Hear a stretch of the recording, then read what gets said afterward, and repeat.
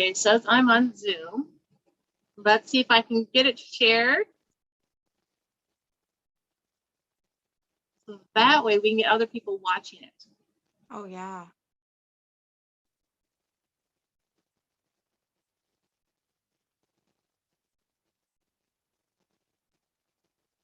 It's 9:09. That has to be a good omen.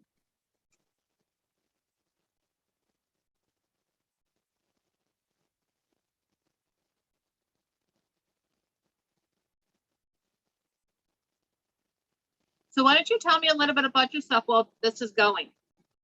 Okay. Sherry Hess. I live in Alliance, Nebraska. I'm a medium, and a card reader, and I do shamanic prayer work for people, trying to help them with closure. I can barely hear you, babe. Oh, I can really? barely hear you. Okay. Maybe I'll just, is that better? I don't know why. I have a bad connection with my phone today. I'm sorry. That's okay. Basically, I do work with people trying to get them to heal from trauma and grief.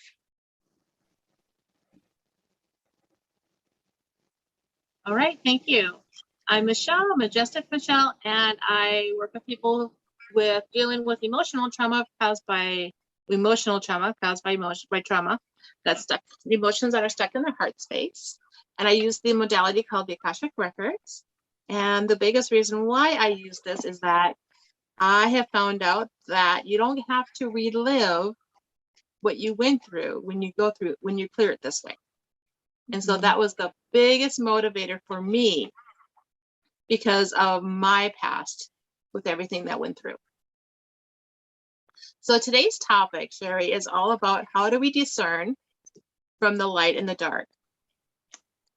As people who have worked with the light and have seen the dark, there's always a difference in energy. There's always a difference in visuals and what you're being told. So one of the biggest questions that I always get asked for is that, how do you determine if it's coming from the light or the dark? So what are the biggest indicators do you tell people when you get asked that question? For me, I always trust my gut feeling. I tell people, to do that. Because when you sit down with a reader or an energy worker, they're not going to start insulting you or making you feel shamed or bad or whatever. And it's not going to leave you with a sick feeling, when you leave. Right. So what I tell my clients is that if you get that intuitive hit to do something or to say something, and if it's going to cause drama, then it's of the dark. Yeah. If it's not going to cause any kind of a drama anywhere in that timeline frame that you're in, then go ahead and do it. It might be something that you might need or you might need to experience.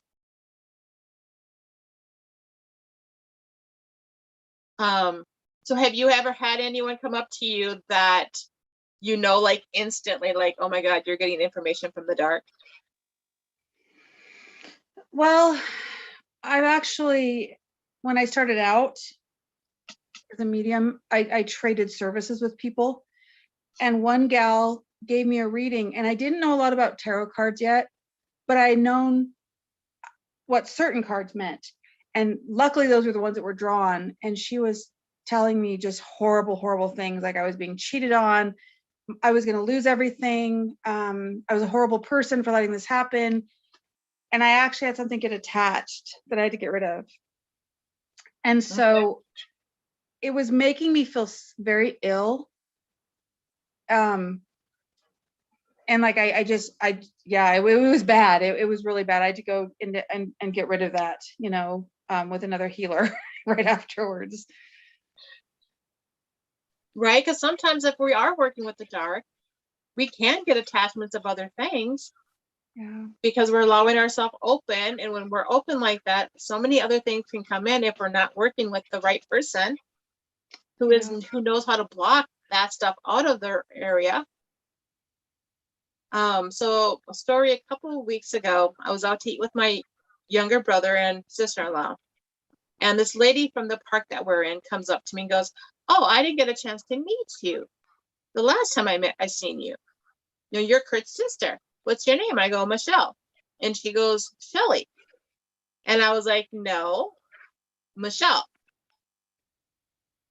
And she goes, "No, you said Shelly." And Stacy and Kurt both backed me saying, "No, she said Michelle." And so I knew right then and there that she was getting information from the dark. Because one, my guides know not to infringe on other people like that. Yeah. Two, Shelly was the name that my mom used to call me when I was young. And I stopped asking people to call me that when I was 12. Oh. And so I knew that was that in there. And then she kept on going, "Well, you need to stay here in Minnesota. You'll be safe." And I'm like, "No, I'm leaving to Florida." And she was very adamant about it. And I'm like, "Nope, I'm leaving." Because up until then, other things had happened with my birth family that I was like, "Nope, definitely not staying." Yeah. You know, it's not worth it. It's not worth my heart. It's not worth my health. Nothing. And I was like, okay. And so it was like, we laughed and was like going, yep, she was definitely getting messages of the dark. You know, one thing, she was drunk at a bar. Oh my God. We Yeah. already know that the word spirits means something different, right? Yep. Yep. There is a reason why hard alcohol is called spirits. Yeah. And it's never the light that comes through. And so because it was like because creating that drama within me, like instantly with things, I was like, nope, you're definitely getting it from the dark. One, my guides would not be telling you this stuff because I close myself off until I'm ready to open up to somebody. And there has to be, for me, a trust issue there. A trust has to be there in order for me to open up, in order for my guides to allow it to happen. And so it was just one of my stories lately. Do you have any other stories to kind of help iterate? Mine kind of come from the bar scene too, unfortunately. I love to sing karaoke. And so I go down and sing, and I have a few friends who are, card readers and intuitive and things. And one of my friends, and I love her to death, but when she gets drunk, she wants to start talking about how she's a medium and, do I get any vibes from her? And she's always trying to get me to, touch her hands. And are they hot? Are they cold? Look what's happening now. And I honestly can never feel anything. Like this woman, obviously something's happening for her, but I'm thinking, no, I would have picked up on it if there's anything there usually. Right. And she's just at it constantly. I have also learned not to do something stupid because one time I acted very out of character and drank too much. And this is when I was brand new at this. Okay. I didn't know how it worked yet. And this reading came through and I was trying to shut it off and I just couldn't. So I've learned not to do that because you can't shut it off, when you're in an inebriated state and you don't know where those messages are necessarily coming from at that point. And so I just think it's best not to talk about it or do it if you've been drinking or anything, really tired even. Like even with my clients and that stuff, like personally, I have a rule that I will not drink 24 hours before I have a session. Right. And so if I know I have business hours and I can have a potential like call-in client, I don't have anything to drink because I want to be able to have my full capacity there for them. And I know like when we're on anything of any kind of alternative drug, it can alter our state of mind of anything with anything. Yeah. I've kept that advice. You told me that when I took your class, and I've done that since then. And, I just think it really helps. And then you can tell people that they sit with you. And so they know right away that the chances of them getting a reading for their highest good is a lot higher than it would be if they just went somewhere else that didn't care, Right. Yep. And so it's like, there's times where like people will give me that we're all like, oh, that's of the dark, whatever, kind of a hit. And then they'll be telling me things, and my guides will be like, you can't say anything. They have to figure this out on their own. Oh, that's hard. I know, right? So I was talking to Oh. a friend, and he said, something that, that God was bad and God was in jail, and I was gonna say something, and I hear the tone like, can't say anything. She has to figure it out on her own. So therefore, that person is under a different type of a contract. Mm. And I'm like, okay, got it, and walked away. But yet knowing that, okay, like, and I'm like going, that's why I've never been told from this person to have a reading from them. Because, I don't know about you, but I know I have a lot of discernments when I ask people to do a reading or pay somebody to do a reading or a clearing for me. Yeah. Because again, there has to be that trust. And I have to know exactly what they believe within their heart. Yeah. Because that has a lot to do with this. Yeah. I think it's fair. I tell some of my clients who are a little hesitant, that they're new to it. I tell them, feel free to sit down if there's time and interview somebody before you start, and I kind of factor that in my time, because I want them to know there's people that have come to me because I have a Pentecostal background, back in ministry days. There's people that have sat down with me because I have a background in psychology or whatever, you know what I mean? Like there's different things that will resonate with them. But again, it goes back to that gut feeling, because just because I'm not giving them a dark reading doesn't mean I'm the reader for them either. Sometimes that message comes from somewhere else, and I'm okay with that. I used to worry about that, but now I don't take it personally. Not everybody's your person. Right. And sometimes, we got to understand too that sometimes when we do our readings and our healings and that, it's not all great, wonderful stuff that we're talking about either. Sometimes it's just obstacles that just need to get removed. So that way they can do what they need to be doing. Right. Yeah. Sometimes those obstacles for people are the hardest things to deal with. It is. Yeah. And I think also when you sit down with your reader, you need to know exactly what their skill set is to the best of their knowledge, because like for me, when I do things, my readings, I have some psychic ability there, which a lot of people do. And so I'll be giving this perfect reading to them, and they're, yeah. And then all of a sudden I'll say something out of the ordinary, and they'll be like, oh no. And all of a sudden they think I'm, pulling something or whatever. I'm like, no, this is a message coming through for the future, So you really, really, really have to, like you said, the trust and the discernment, because, if I were to tell just someone off the street that, they might not agree with me or believe it or even listen to it, and they might think the wrong thing. Yeah, that is so true. I mean, because there are so many different psychics that actually like give everyone else the bad name. Yeah. So I was up at the local restaurant, the bar up here, because it's the only place to eat up here. And there's not very many restaurants, but there's a bar all over the place. And this guy comes in, he asked me what I do, and then he started gaslighting me, about being a psychic and whatever. And I'm like, going, seriously? And then it was like it was interesting because you could tell that his idea of a psychic was those are the fake ones that you see everywhere else. Yeah. The ones that gave us a bad name. Yeah. Because it was interesting because he even mentioned like Cynthia Brown. And I was like, he was like, the one that was on Montel. And I'm like going, Cynthia Brown? And he's like, yeah, that one. I'm like, you know how long ago that was? I mean, she's been gone off this earth for years now.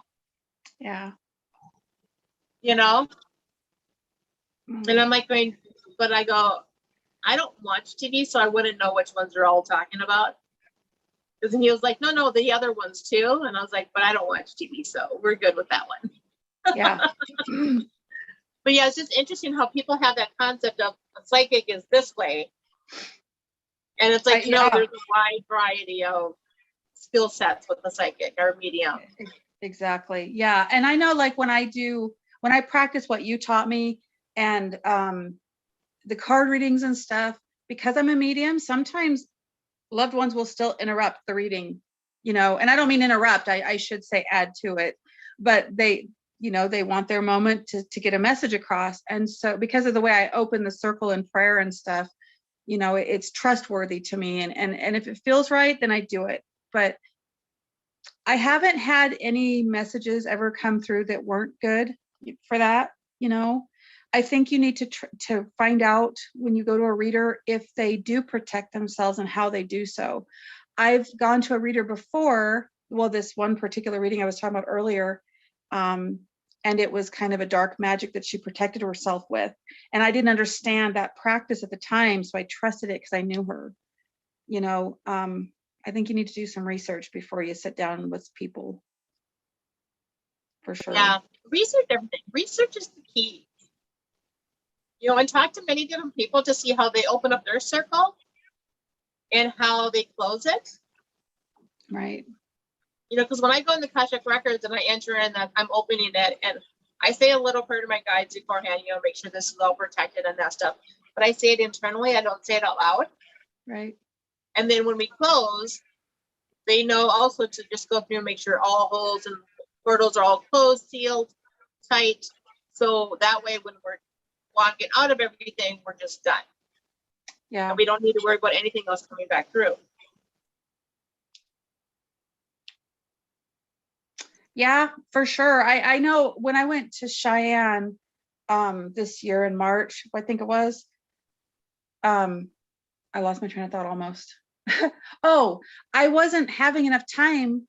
No, it wasn't in Cheyenne, excuse me. It was in Gearing. I didn't have enough time. Like, I had people waiting. And so I forgot, because I'm, every day I'm learning something new, but I forgot to clear the energy between each reader or each person I read. And I was usually doing that, but I wasn't. And I was just not feeling well. And my friend came over. She's like, "Are you clearing your space?" And I says, "No." I said, "I did a blanket one over to the day instead of each individual one." So, and the energy was still good. It was still great. It was still wonderful. It was me, the reader, that was starting to be affected, though, because I wasn't doing what I was supposed to.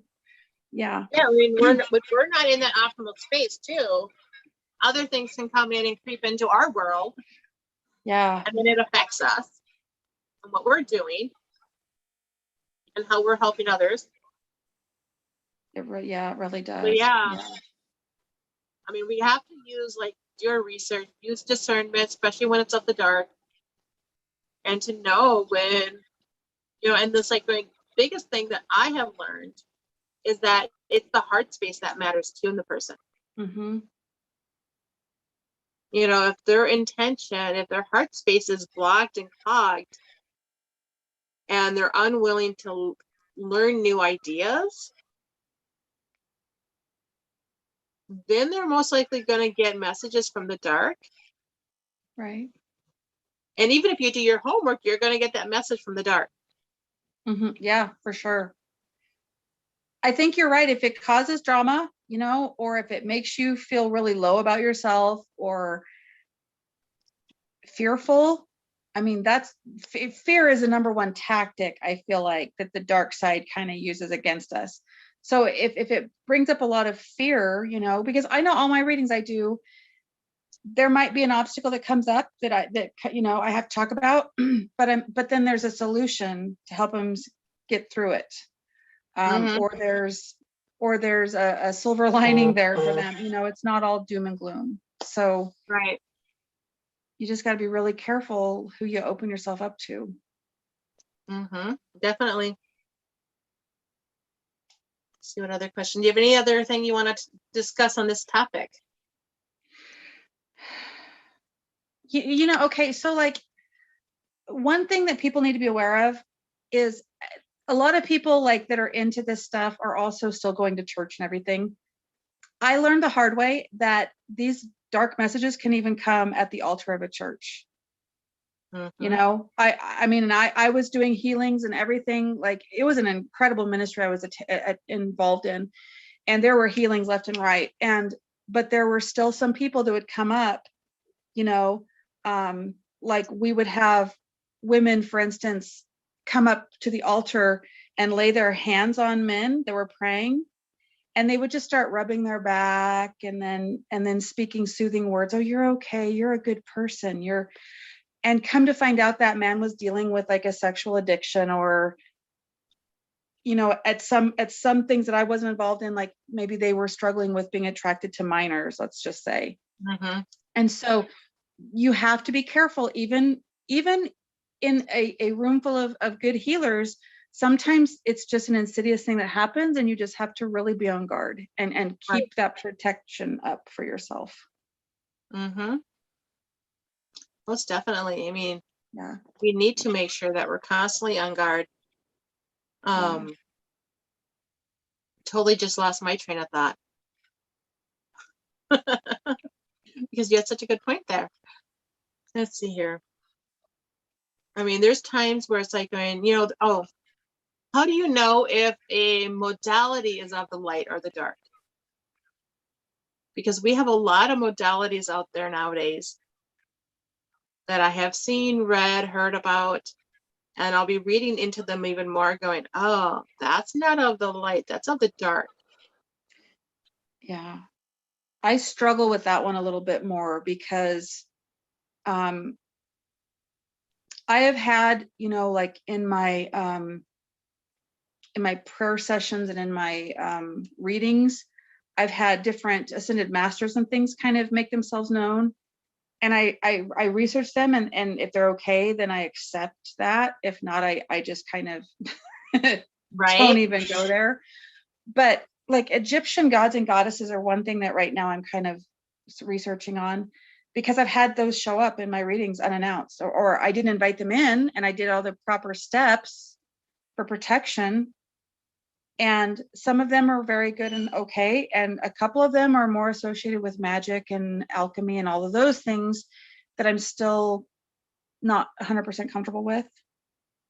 So alchemy is an interesting thing because alchemy is just the realization of changing one thing into another. Yeah. And see, and I didn't understand all that, and so it was very scary at first because I didn't know. Right. And I still sometimes wonder, because you grow up in a church or whatever in the Christian faith, and you believe all these things are bad, and then you find out later on that they're not all bad, but sometimes they do have their own agendas. So I think you have to really keep researching and digging on your own, because what works for one person might not for another. Exactly. Because we're all so Yeah. different, and we all need to honor that. Yeah. And You so know, we what feels all dark to me might not to you. right. Exactly. Yeah. And so it's like going, there's these few groups that I have known in the past that, and they're church groups. And they'll do these meditation and prayers and that stuff at holistic events. And I was watching them. They're like going, they had me go in one time just to see what it was like. And I walked out and looked at my son, and I was so glad he can do the same thing I do. And I was like, will you put my Akashic record books back on the shelf, please? Because they're all messed up. I can tell they're all messed up. Wow. And he goes in and he goes, yep, they're all over the place. And he helped like energetically put them back together. And I was like, oh, okay. I feel like me again. Like I walked out of there going, oh, wow, this is not okay what they're doing. They don't realize what they're doing. Because a lot of times people are not told when they're taught to use their intuitive that this is like a background thing that they're doing and that they're messing things up, which is going to create more of a havoc for the person who's receiving Right. in the days to come, then they're probably wanting to. Right. Do you agree with the idea that I've come to terms with, that a lot of times people that are preaching an ideology or a specific thing, they have so much of their ego wrapped up in their identity in this that they don't realize they're doing more damage than good. Definitely. Yeah. Because I've seen people get bashed. I myself have been in a in a church, and I brought some things to light that were real bad in the church, and I was trying to protect kids, and they took this big, like 5 or 6 inch scripture book and just smashed it in my face and called me a Jezebel, and I'm thinking, wow. You don't realize that people in high places can be bad. I mean, Right. it was just, Isn't that what 2020 was all about? yeah. And so here I am, 12 years old, and I knew it was wrong. So luckily I had those experiences early on in life to realize just because somebody says they're somebody or a certain way doesn't mean that's really how it is underneath the surface, you know? So I got asked to leave the church when I was 12. Oh my gosh.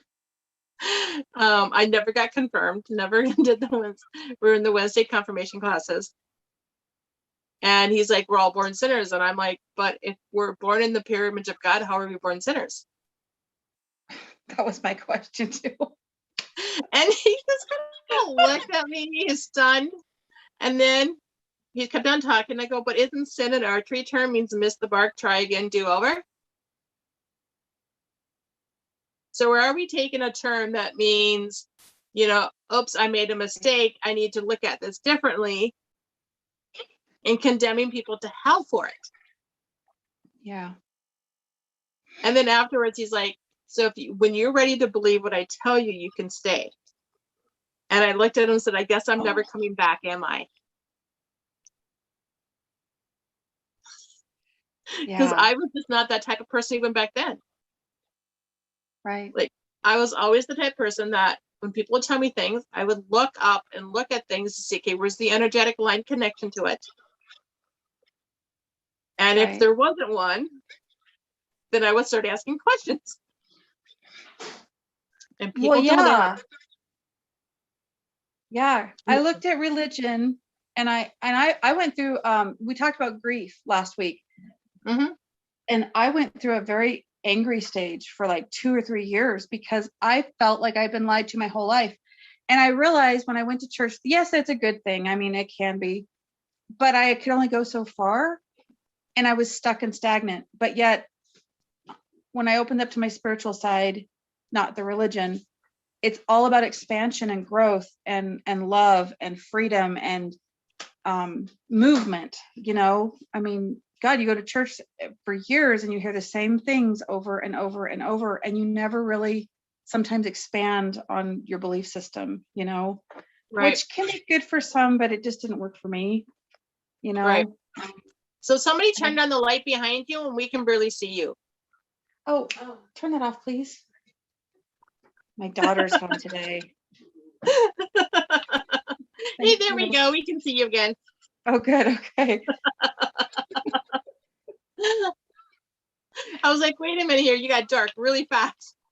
Yeah. Speaking on that topic, that's not a good thing either. Right?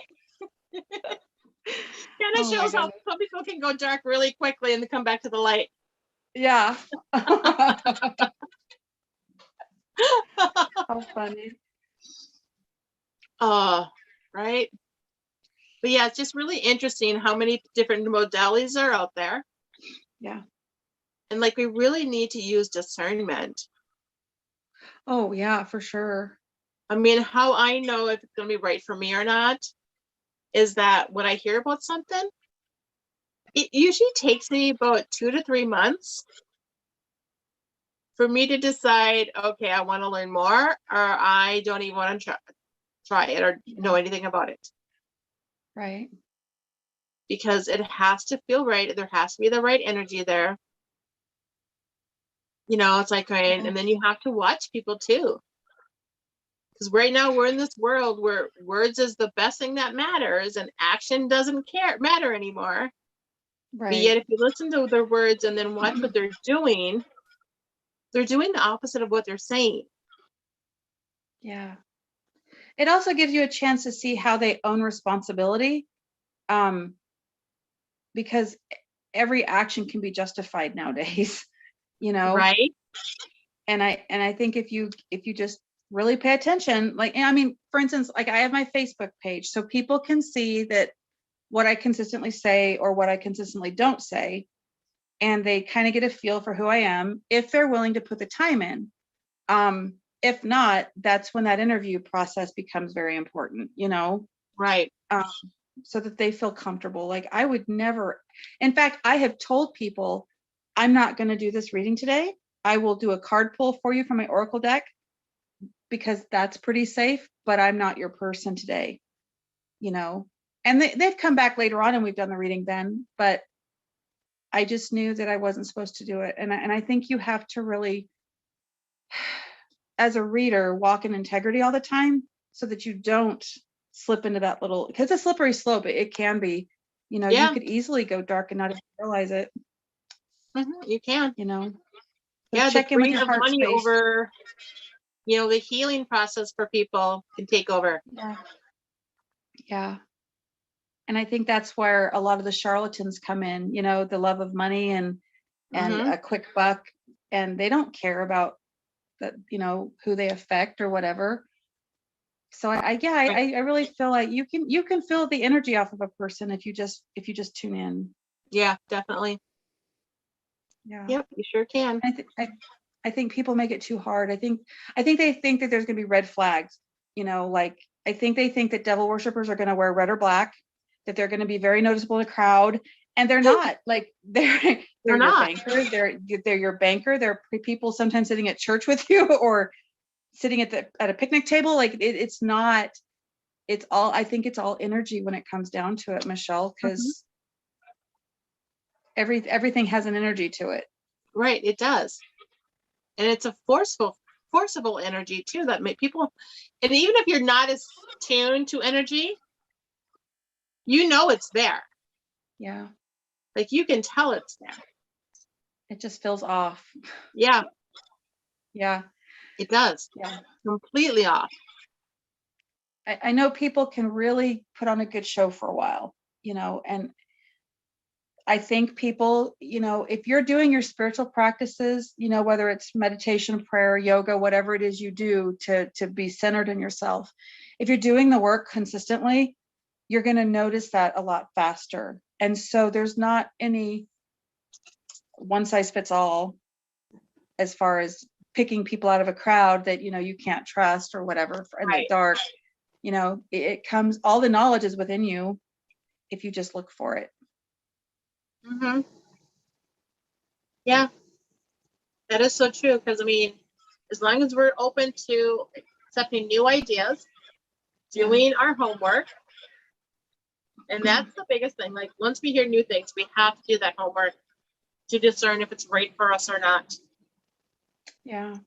And if it's not right for us, to say, okay, thank you for allowing me to see this, and move on. Don't put any more energy towards it. Right. Yeah. You know, because we don't want to own it. That's true. Yeah, that's for sure. Because the more, it's funny because the more people obsess about things, the more they do own it, and the more it becomes what they seem to attract more and more of. And then it reinforces that false belief, whatever it is, that everything's bad and scary. And I have so many people, you know, that have come up to me the last several years, and I've just felt like I should approach them for a free reading. And I asked them permission first. I'm like, I just feel like, you know, this is something I need to offer you. You can accept it or not. And most people accept it, but I've had some people jump back and say, oh no, I believe in Jesus. Well, who do you, yeah. And so I jokingly say, well, who do you think gave me the gift? You know, like, I mean, this is Right. like a good gift of the light, not something dark and scary. But yet there are gifts that can come from the dark though too, depending again what side you're on. Right. Yeah. Yeah. You know?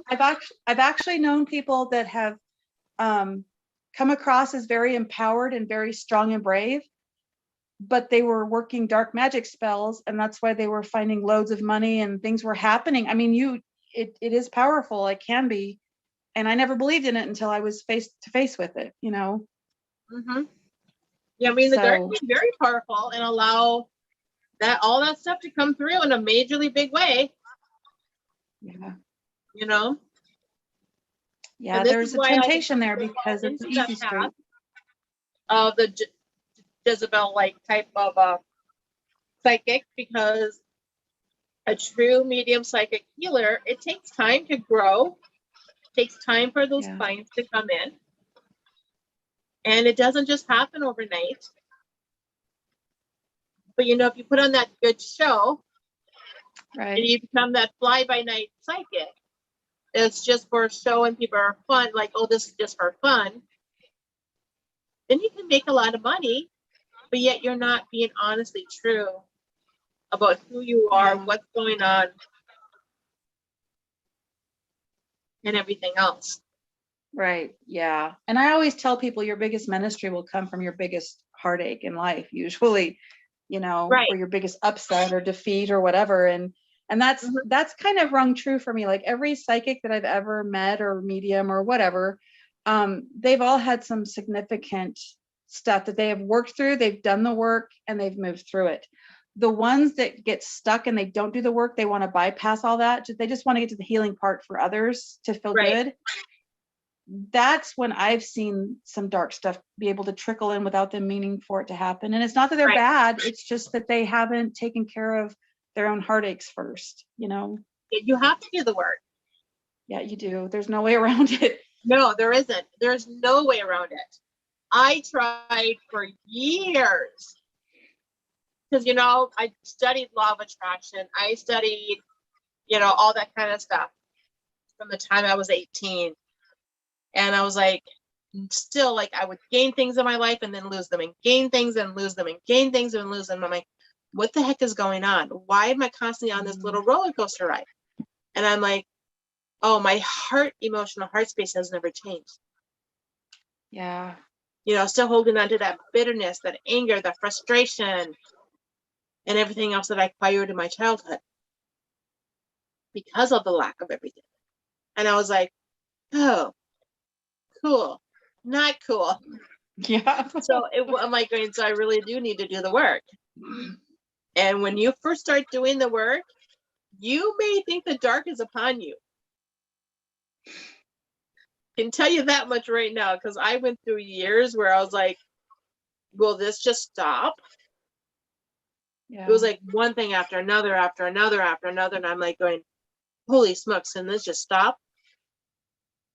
And then over Yeah. time, it started to slow down. Like the stuff I was working through became further and further from between. And I'm Yeah. like, oh my God, I get a breather, Yep. you know? But then when things would happen, it would like just like get dumped. And then it'll be another breather and then dumped. Oh And yeah. so when we're going through this healing process too, it may feel like the dark is on us because Yeah. it doesn't want to let go of all those negative emotions that we have, because that's what keeps us in their control. For sure. Yeah. I also noticed when you're going through that work to get rid of the darkness in you, you know, or integrate it and transmute it, whatever, you know, shadow work, all that. Right. Your dream space even gets affected. Like I would dream that I was in this major, what is it, whirlpool, or I was drowning, or I was in the sea and a wave would crash over me. I would just come up for air and another one would hit me down further. And so had I have listened to the religion that I was in at the time, I would have thought, oh, you know, this is bad, this is evil, and it's trying to tell me to stay away from it, type of a thing. Whereas when I really looked at it, I don't know, I guess I looked at everything with psychology as well as spirituality. I could see how the symbolism and everything was meaning that I felt this way, but I was coming up for air and I was handling it, and then I get pushed down, but I just kept bobbing back up, you know, as Right. opposed to I'm being crushed and defeated, you know? So that's what I got, like the intuitive hit, like you told me. That's what I got. Like, oh, you're constantly coming back up for air. You're constantly giving it another shot. You're constantly moving it back up. Yeah. And I think as long as you're you know, you're checked in with that heart space and your intentions. Intention to me is 100% everything in life, because Right? you know, it's really truly what comes out of your mouth is in your heart. And so sometimes when I'm having a day and I'm frustrated and I'm you know how you get bitey sometimes, then I have to check in again. I'm like, oh, that's why I'm dealing with this. And yeah, and I think that Mhm. also spills over to what our topic was today. You know, how do you know the dark from the light? Sometimes it's not even that it's dark, it's just that that person hasn't healed themselves yet, you know? Mhm. And so it's not going to come from the dark, you know, like a dark force. It's going to come out of the heartache and their life story lens instead of spirits, you know? Right. Yeah, that is true. So yeah, and so there's a handful of people that I truly trust, um, and I know that they're still struggling with stuff, you know, but they're doing the work, and so I feel comfortable going to them because I am too. We all should be every day, Right. and We're all doing work, yeah, I think it comes down to discernment and trust for sure. you know, because it's like we all have things that we need to get through, obstacles every single day. If Yeah, you're not using your own skill set to help you get through it, how can you help other people? yeah, You know, so for we're sure. all doing the work every single day. We're all being like new ideas and whatever to help us grow and everything else every day. So yeah, it's just been this interesting concept between the light and the dark and making sure that we know the difference. But yeah, Yeah. trust I think is the biggest key for anything. I've also had clients come that have never been loved properly. And so they would sit down, and I work with angels, and I do my best to work with the energy of unconditional love. Hmm. And so they feel that when they walk in the room, I've been told. And it's funny because when you're doing the work, you don't even notice it, but other people Right. do. But they'll come down and sit down and they'll just start crying and they don't even know why they're crying. You know, once you hit that Mhm. space of love, you don't know what to do. There's no fight there. But I Right. have had people that are afraid of it because that's the first time they felt that before. I get that. The first time I ever felt it from my guides, I cried for 3 hours. Yeah.